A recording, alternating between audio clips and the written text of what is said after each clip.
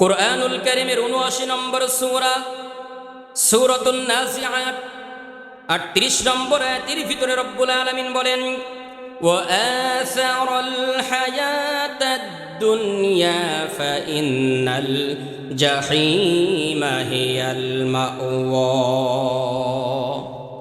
রব্বুল আলামিন বলছেন, দুর্ভোগ পৃথিবীর ওই সকল মানুষগুলোর জন্য যারা পরকালীন জিন্দেগিকে তুচ্ছ মনে করে, এহকালীন জিন্দেগির এত পরিমাণে প্রাধান্য দেয়, দুনিয়া দুনিয়া করতে করতে পরকালীন জিন্দেগি বেমালুম যারা ভুলে যায়। মসজিদের মিনার থেকে আজান হচ্ছে, কর্মসংস্থানে এমনভাবে ব্যস্ত থাকি, মাঠে কাজ করতে করতে জোহর চলে যায়, আসর চলে যায়, ক্লান্ত শরীর নিয়ে বাসায় ফিরলাম, মাগরিব হয়ে গেল, হালকা নাস্তা পানি করলাম, এরপরে বন্ধু বান্ধবের সঙ্গে আড্ডা দিলাম, আড্ডা দিতে দিতে সময় চলে গেল এশারের পরে ঘুমিয়ে পড়লাম, আবার ঘুমের ভিতরে কম্বলের নিচে থেকে আবার ফরজটাকে মাইনাস করে দিলাম। আল্লাহ রব্বুল আলামিন বলছেন, যারা এমন আছে দুনিয়াকে প্রাধান্য দিয়ে আখিরাতকে তুচ্ছ মনে করে, আমি আল্লাহ রব্বুল আলামিন কিয়ামতের দিন অভিশপ্ত ব্যক্তিদের কাতারে তাদেরকে শামিল করিয়ে দিব। দুনিয়া আমাদের থাকতেই হবে। পেটে অভাব থাকলে সমস্যা আছে, পেটে অভাব, পরিবারে অভাব, চাউল নাই, ডাউল নাই, তেল নাই, বাজার নাই, নামাজে দাঁড়িয়েছেন, সমস্যা আছে। তাহলে কি করতে হবে? উপার্জন ঠিক রেখে সময় মতো আল্লাহর ইবাদত আমাদেরকে নিমজ্জিত হতে হবে। উপার্জন ঠিক রাখতে হবে। তো উপার্জন ঠিক রাখতে গিয়ে আপনি যদি মনে করেন, আমরা কেউ যদি মনে করি যা হচ্ছে হোক, জোহরের নামাজ যাক, আসর থেকে শুরু করব, এটা ফরজ বিধান, ফরজে আইন, আপনি পেট বাঁচাবেন, এটা যেমন গুরুত্ব, এটার থেকে লক্ষ কোটি গুণে গুরুত্ব জোহরের ৪ রাকাত ফরজ নামাজ আদায় আপনাকে, আমাকে, আমাদের সকলকেই করতে হবে।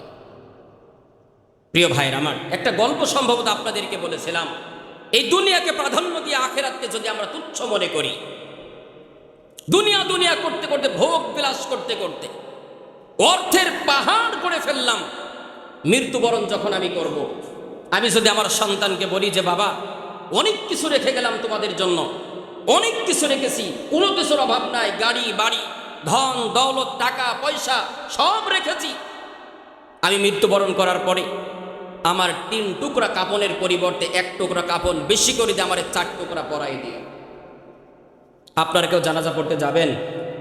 ইমাম সাহেবের কাছে যদি ফতোয়া নেন, হুজুর 50,000 টাকা আপনার দিলাম আমার বাবার গচ্ছিত সম্পদ থেকে, অর্থ থেকে, আপনি একটু মাসালাটা প্যাঁচ মেরে ঘুরিয়ে দেন যে আজকের দিনের জন্য অন্তত এই বাইজিদ হুজুরের জন্য 4 টুকরা কাপন দেওয়া জায়েজ আছে। পৃথিবীর কোনো আলেম দিবে? কথা বলেন, দিবে? এটার কোনো বৈধতা আছে? দিবে না। 1 টুকরা কাপনের কতটুকু দাম? সর্বোচ্চ 1.5 থেকে 200, 300, 500, 1000 টাকা হতে পারে। যাবে না, আমার সাথে কিচ্ছু যাবে না। এই দুনিয়ার সম্পদ দুনিয়ার জায়গায় পড়ে থাকবে। কাদের জন্য করলাম? সন্তান ভালো থাকবে, স্ত্রী ভালো থাকবে, আমার পরিবার পরিজন আত্মীয় স্বজন ভালো থাকবে। এদেরকে ভালো রাখতে গিয়ে, দুনিয়াটাকে আমি সুস্থ রাখতে গিয়ে আখিরাতের জিন্দেগিকে তুচ্ছ মনে করলাম। আখিরাতে আদালতে যখন আমি ধরা পড়ব, আমার জন্য কেউ কিন্তু যাররা পরিমাণ একটা নেকি দিয়েও কিয়ামতের দিন আমাকে সহযোগিতা করবে না। করবে? কথা বলেন, করবে? তাহলে আমার অবস্থান আমাকে ঠিক রাখতে হবে। আমরা কতটা বোকা জানেন? আমরা জাহান্নাম নিশ্চিত জানার পরেও সন্তানকে ভালো রাখার জন্য আমরা ঘুষ খাই। আমরা নিশ্চিত জাহান্নাম জানার পরেও পরিবারকে ভালো রাখার জন্য অবৈধ পন্থায় আমরা উপার্জন করি। ওই সন্তান, ওই স্ত্রী আল্লাহর কাছে বলবে যে আল্লাহ, ও আমার স্বামী ছিল দুনিয়ার বুকে, অবৈধ পথ উপার্জন করার কারণে জাহান্নামে এসছে, ওর কিছুটা ভাগ দাও, আমারও আছে, 50% ওরে দাও, 50% আমারে দাও। এমন কপাল্লা বউ কারোর কি আছে নাকি? এই কথা বলবে? বলবে? ওর তো ওই কপাল পোড়া স্বামীর দিকে বউ আগেই পালাবে। দুনিয়াতে আমার বিয়েই হয় নাই, কিসের স্বামী বেটা? সন্তান আপনাকে দেখে পালাবে, সন্তানকে দেখে তার বাবা পালাবে, কেউ কাউকে চিনবে না। তাহলে আমার অবস্থানটা আমাকেই ভালো রাখতে হবে, আমার অবস্থানটা আমাকেই আল্লাহর কাছে তৈরি করে নিতে হবে।